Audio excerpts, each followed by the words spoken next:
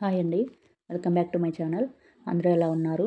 నేను ఈరోజు మీకు కందగడ్డ ఫ్రై రెసిపీ చేసి చూపిస్తాను. దానికోసం నేను కందగడ్డను తీసుకొని ఇలా దానిపైన ఉన్న పొట్టు మొత్తం తీసేసాను. చిన్న ముక్కలుగా కట్ చేసుకొని బాగా శుభ్రం చేసుకున్నాను.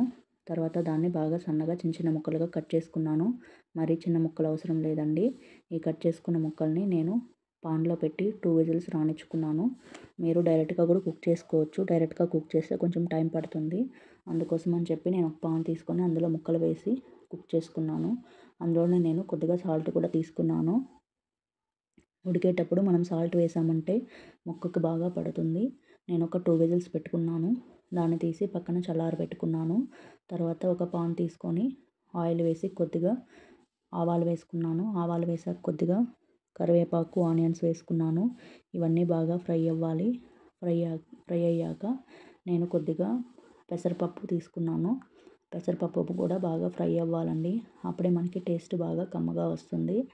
ఇవన్నీ ఫ్రై అయిన తర్వాత నేను కొద్దిగా వెల్లుల్లిపాయ కూడా తీసుకున్నాను. వెల్లుల్లిపాయ బాగా దంచి చిన్నదిగా చేసుకొని తీసుకున్నాను.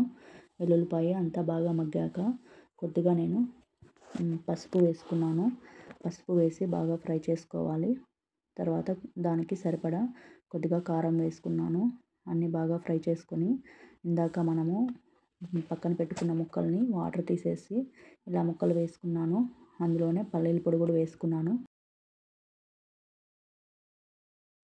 పల్లీల్ని ఒక పాన్ పెట్టి సపరేట్గా వేయించి మిక్సీలో పొడి చేసుకుని ఉంచానండి. ఇప్పుడు మనము ఇది మొత్తం అన్నీ మిక్స్ అయ్యేలాగా బాగా కలుపుకోవాలి. బాగా టేస్టీగా వచ్చిందండి. మీరు ఒకసారి ట్రై చేసి చూడండి. థ్యాంక్ యూ ఫర్ వాచింగ్ అండి.